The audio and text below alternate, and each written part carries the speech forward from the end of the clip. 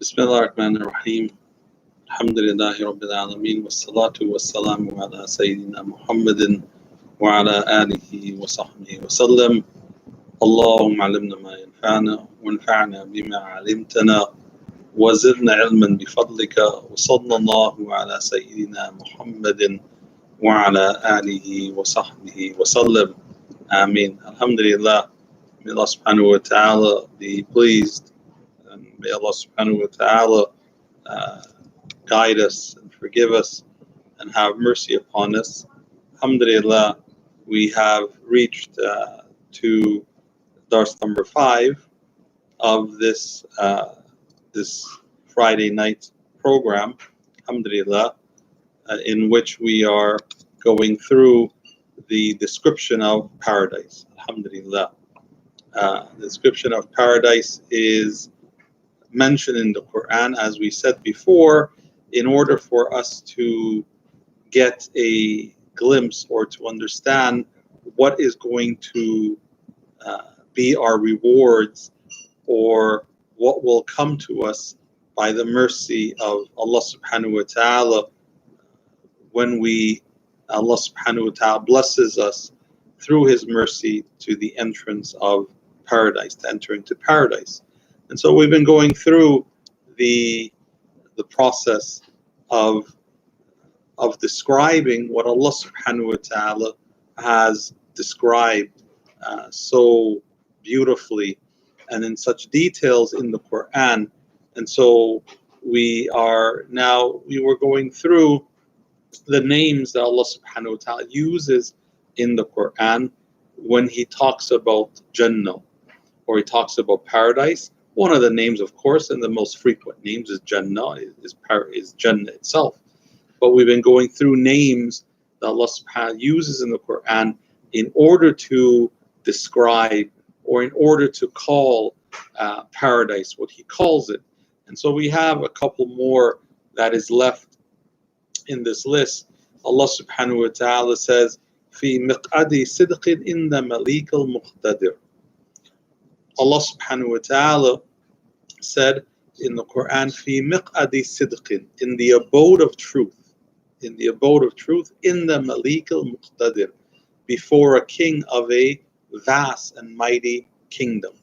Now, Allah subhanahu wa ta'ala, this is one of the names of paradise, مقعد صدق, the abode or the assembly of truth, the abode or the place of truth. What does He mean when Allah subhanahu wa ta'ala says that Jannah is the place of truth or the abode of truth? It's place where you find sidq. Allah subhanahu wa ta'ala means that there's not going to be any idle talk in Jannah, or there's not going to be any cause for sin of the tongue. There'll not be any need for it. And so in paradise, it's free from idle talk, and it's free from words that are spoken in this abode, in the abode of the dunya, that refers to people or things, or there's really words that convey a lot of evil, a lot of bad things. In paradise, there's none of that. There's none of that. In paradise, people will only speak of the truth, and they'll only speak of good words, kind words, and the words will be pleasant. The words will be pleasant.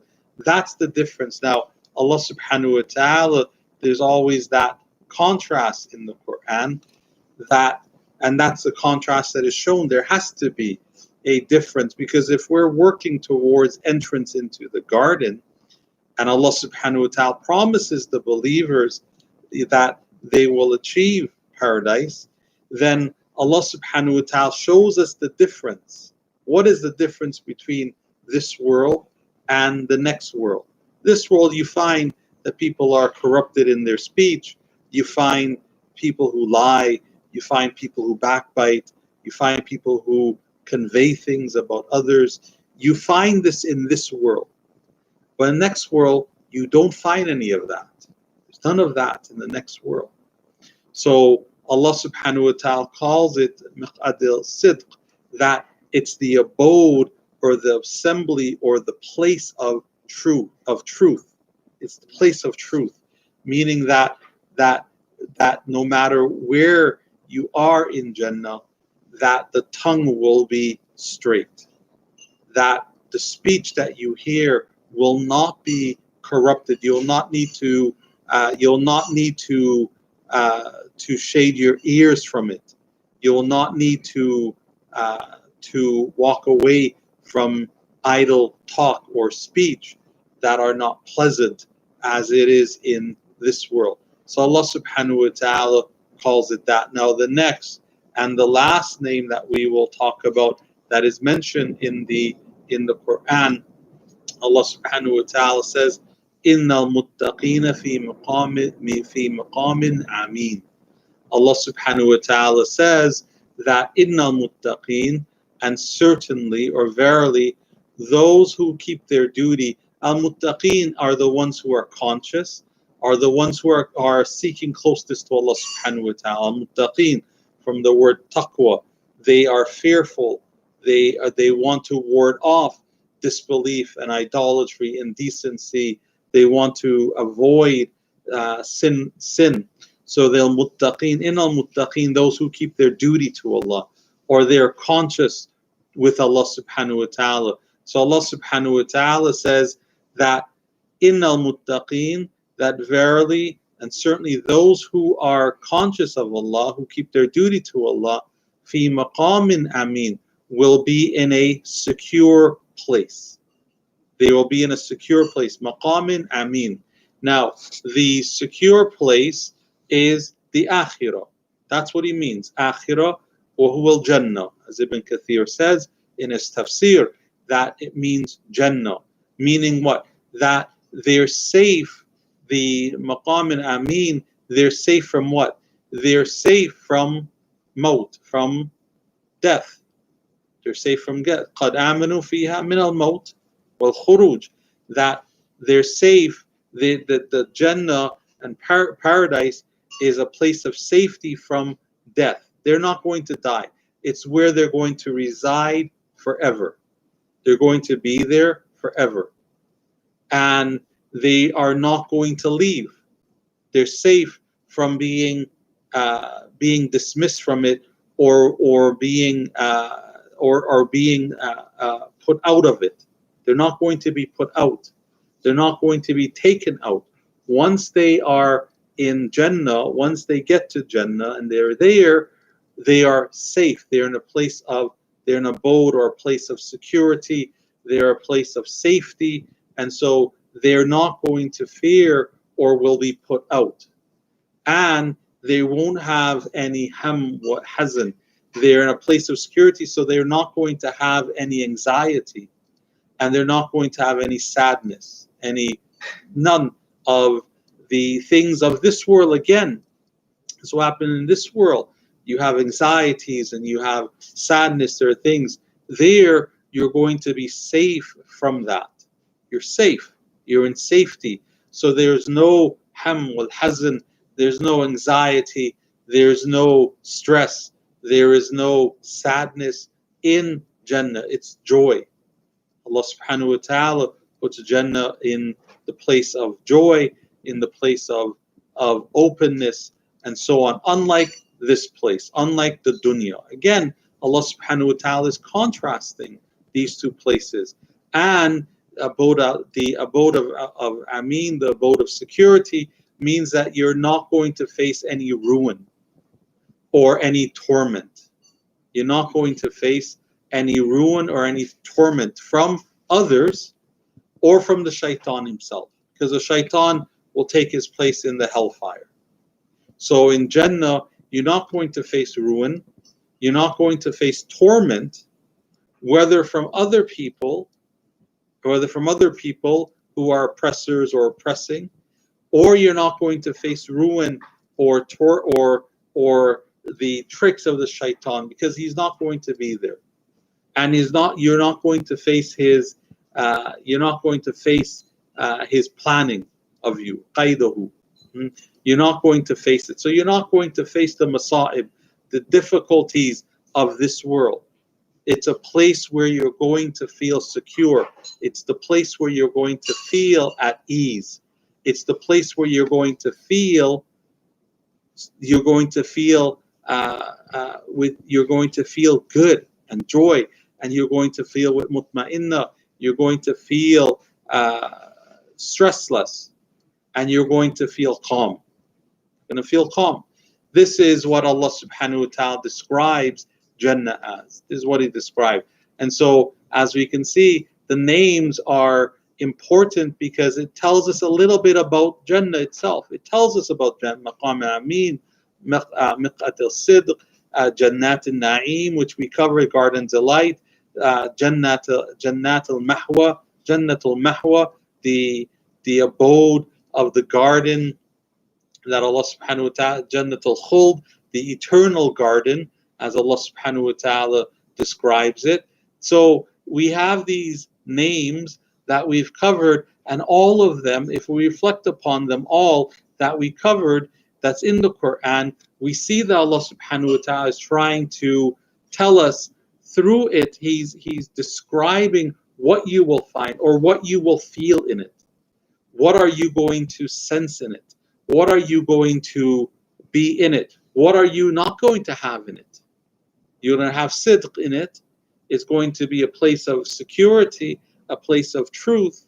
So what is it not going to have? Falsehood, or lies, or insecurity, or anxiety, or things that stress you, or difficulties. None of that is going to be there. So the names themselves that Allah subhanahu wa ta'ala tells us in the Quran, the names themselves are important because we get a glimpse of what will be entailed or what will be in the garden waiting for us, inshallah ta'ala. Now, we move on.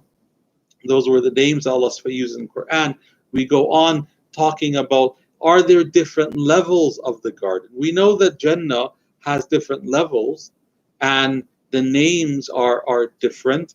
Now, we have the different levels of the garden. Allah subhanahu wa ta'ala says, وَلِمَنْ خَافَ مَقَامَ رَبِّهِ جَنَّتَانِ.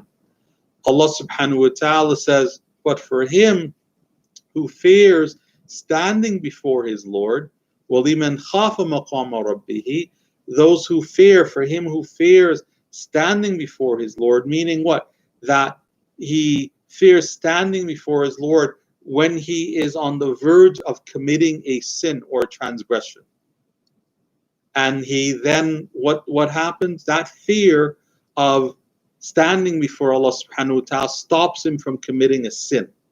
It stops him from committing a transgression. So he desists. He stops from it. That person, he gets what? Jannatan. There are two gardens for him. Allah subhanahu wa ta'ala says. There are two gardens. Now, these two gardens, Ibn Abbas radiallahu anhu, he says, they are the garden of Aden and Firdaus, the garden of Eden and the garden of Firdaus. That person, so depending on what the person does, depending on the good acts that he does, depending on their level that they reach to Allah, their closest that they reach to Allah subhanahu wa ta'ala, they will be in different sections of the gardens or different levels of the garden of paradise. So in this particular verse here, Allah subhanahu wa ta'ala says, وَلِمَنْ خَافَ مَقَامَ رَبِّهِ جَنَّتَانِ. As for him who fears the standing of his Lord, meaning that he desisted from committing a sin, he will get two gardens. Ibn Abbas radiallahu anhuma, the great companion, he said that it is the garden of Eden and the garden of Firdaus. Some have said that it is the garden Na'im, Jannatul Na'im, and Jannatul Adn, that it's the garden of Eden and Jannatul Na'im. Some have said that there are those who will be there, different maqams of the same garden, of the same level of paradise. Some have said that it is one of them is where some will be, and the other place is where their wives are going to be. This is what some have said. Some have said that that one level of this garden will be where your palace is, and the other level is another palace that is higher, or a higher level, or another floor. So there are differences about what these two gardens Allah subhanahu wa ta'ala talks about. Some have said that it's the Jannatul Khaif al-Insi, that one of the gardens is for those who were fearful amongst people. وَجَنَّةُ الْخَائِفِ الْجِنِّ, and then the other garden is the ones who were fearful from amongst the jinn, because both are going to inhabit Jannah, ins wal jinn, and we'll talk about that later inshallah ta'ala. People are going to be inhabitants of Jannah, and jinns, the good jinns, will also be the inhabitants of Jannah, of paradise. And so some have said these Jannatan, these two gardens Allah subhanahu wa ta'ala mentions here, is one specific for people, insan, and one for the jinn. And so you have differences of opinion about what these two Jannah entails. What are these two Jannah? Then Allah subhanahu wa ta'ala says, وَمِن دُونِهِمَا جَنَّتَانِ, and Allah subhanahu wa ta'ala says, and beside them, beside what? Besides the two Jannah He mentions in the previous ayah, Allah subhanahu wa ta'ala says, وَمِن دُونِهِمَا, and besides them, besides the garden mentioned earlier, are two other gardens, Jannatan. Again, what does it mean? So some have said that it means these two gardens now are less than the first two. These two gardens are less than the first two gardens. And these two gardens could be the gardens of comfort, Naim, and the garden of Mahwa, the garden of refuge. And so Allah subhanahu wa ta'ala refers to the first two gardens, and then He refers to these two gardens, وَمِن دُونِهِمَا, and besides them are two more gardens. And Imam Qurtubi, he says when he described the two gardens, he referred to the difference between them. Imam Qurtubi, being one of the great scholars of tafsir, Imam Qurtubi, rahimahullah, he says that Allah subhanahu wa ta'ala describes the difference between the first two gardens that He mentioned and the second two gardens. He described the difference. Now, they're gardens, and the differences are unique, as he says. So He says, Imam Qurtubi, he says that the first two is fihima aynani tajriyan. In the first two are two springs flowing free, tajriyan. In the first two are two fountains, or two springs that are flowing for the dwellers of paradise. They're flowing. Allah subhanahu wa ta'ala says the first two. And then for the second two, وَمِن دُونِهِمَا جَنَّتَانِ, for besides these two are two others, Allah subhanahu wa ta'ala says فِيهِمَا عَيْنَانِ نَضَّخَتَانِ, that Allah subhanahu wa ta'ala says, and besides these two, there will be two springs that are abundant or gushing forth. There'll be two springs that are gushing forth. Now, Imam Qurtubi says there's a difference.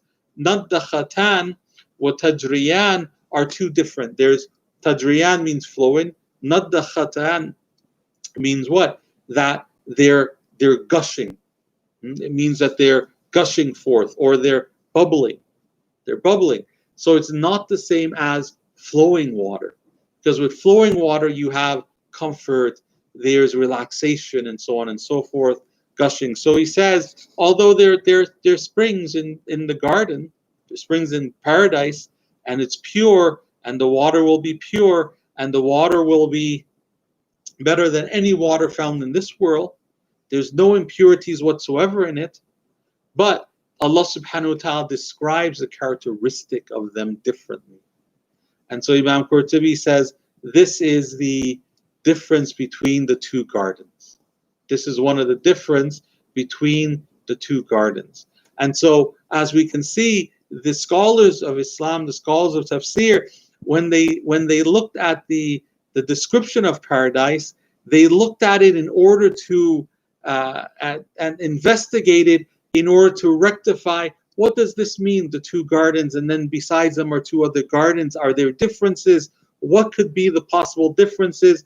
Because Allah subhanahu wa ta'ala mentions it, although Allah could have said, and in Jannah are 4 gardens. He could have said, but Allah subhanahu wa ta'ala says 2 gardens. He described, and then he says 2 besides them, وَمِن دُونِهِمَا, and besides them are 2 more jannatan, there are 2 more gardens, and so on. And so Allah subhanahu wa ta'ala describes them. Now, when we look at, those are the differences in the gardens. Now, let's look at the inhabitants of paradise. The inhabitants of paradise, who will be in paradise? Who are going to be in paradise? We know the first group of people that will be in paradise are people, mankind, ins. Because we come to this world, Allah subhanahu wa ta'ala brings us this world, and He wants us to worship Him in this world. He wants us to be obedient to Him in this world. For what reason? For the reason that this world is a trial for the next world. That's what this world is. It's a trial for the next world. And we will enter Jannah due to our good works and based on the mercy of Allah subhanahu wa ta'ala. Based on the mercy of Allah. So one of the inhabitants of paradise will be people.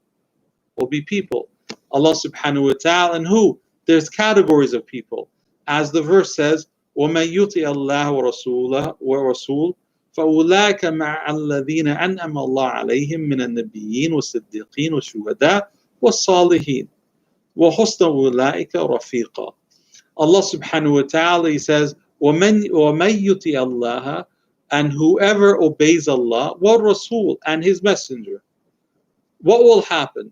فَأُولَٰئِكَ, they are the ones مَعَ الَّذِينَ أَنْعَمَ اللَّهُ عَلَيْهِمْ, they are the ones whom Allah has shown favor to, or has put favor to. أَنْعَمَ اللَّهُ عَلَيْهِمْ, Allah has bestowed a lot of favor on them. Of who? مِنَ النَّبِيِّينَ, of the prophets. وَالصِّدِّقِينَ, and of the people of Sidq, the people of saints, or the people of trueness. وَالشُّهَدَاء, and the martyrs. وَالصَّالِحِينَ, and those who are righteous. They are indeed the best of company. Allah subhanahu wa ta'ala says, they are indeed the best of company. Where? In the hereafter. And so one set of inhabitants will be mankind. And we mentioned before, the ayah that came before, about those words that will be spoken when people get, and Allah subhanahu wa ta'ala mentions this, when people get to Jannah, mankind will go and they will be given the glad tidings of Jannah. Who will they be given the glad tidings from? Are the angels. Allah subhanahu wa ta'ala tells us that the angels are the ones who are going to say to the believers and those who are successful, Allah subhanahu wa ta'ala will tell the angels to greet them, and they will be greeted, and they will be given the words of salams, as we covered that they will be angels who will come through every door. Jannatu adn yadkhulunaha من صلح من آبائهم وأزواجهم وذرياتهم والملائكة يدخلون عليهم من كل باب. That gardens of Eden, which they will enter along with all those who do right, of their fathers, of their spouses, of their offsprings, the angels will enter. وَالْمَلَائِكَةُ يَدْخُلُونَ عَلَيْهِمْ مِنْ كُلِّ بَابٍ, and the angels will enter upon them from every gate. So we know that the angels are going to be, in other ayahs, the angels are going to be there. So the angels are the other inhabitants of the garden, besides mankind. The angels will be in the garden. Besides these two, the jinns will be in the gardens as well. The jinn will be there. Allah subhanahu wa ta'ala says, أُولَٰئِكَ الَّذِينَ حَقَّ عَلَيْهِمْ, القول في قد خلت من قبلهم من الجن والإنس إنهم كانوا خاسرين. Allah subhanahu wa ta'ala says, such are those on whom the word concerning nations, meaning what? حق عليهم القول في قد خلت, on those, or those are such that the word concerning them, along with of jinn and mankind, of the jinn and of mankind, which has passed away before them, they have a effect, meaning that there's a decree upon them. The decree is already upon them, along with the disbelievers of jinn and human beings. And they, Allah subhanahu wa ta'ala says, إِنَّهُمْ كَانُوا خَاسِرِينَ, they are the ones who are truly the losers. Meaning they will not be in a place of security in the next world. They will not be resurrected in the life of the world, of this world, until the day of judgment. Until the day of judgment. Meaning that they will be losers in the next world. وَلِكُلِّ دَرَجَاتٍ مِمَّا عَمِلُوا وَيُوَفِّيَهُمْ أَعْمَالُهُمْ وَهُمْ لَا يُظْلَمُونَ. Allah subhanahu wa ta'ala says, and for all there will be darajat, ranks. There'll be ranks for what they do, for what they did, that He may pay them for their deeds, reward them, in other words, for their deeds, and they will not be wronged. They will not be wronged. And so Imam Qurtubi says, لِكُلِّ وَاحِدٍ مِنْ فَرَقَيْنِ الْمُؤْمِنِينَ وَالْكَافِرِينَ مِنَ الْجِنِّ وَالْإِنسِ مَرَاتِبٍ إِنَّ اللَّهَ يَوْمَ الْقِيَامَةِ بِأَعْمَالِهِمْ. He says, and for every one of them, of these two groups, believers and disbelievers, from amongst the jinn wal ins, there's mu'mineen from amongst the mankind and disbelievers, and amongst the jinn there's believers and there's disbelievers. For them they have maratib, they have different levels with Allah on Yawm al-Qiyamah, on the day of judgment. بِأَعْمَالِهِمْ, depending on their actions. And so the jinn are also mukallaf. The jinn are also mukallaf. They're also responsible to do good. They're also responsible to believe. And so Allah subhanahu wa ta'ala, they will be rewarded with Jannah, those who believe and do good works like mankind, and those who disbelieve or turn their back or whatnot, they will be punished in the hellfire. Allah subhanahu wa ta'ala also said, وَلِمَنْ خَافَ مَقَامَ رَبِّهِ جَنَّتَانِ. We covered this, and for those who fear their Lord, every one of them they fear standing before their Lord.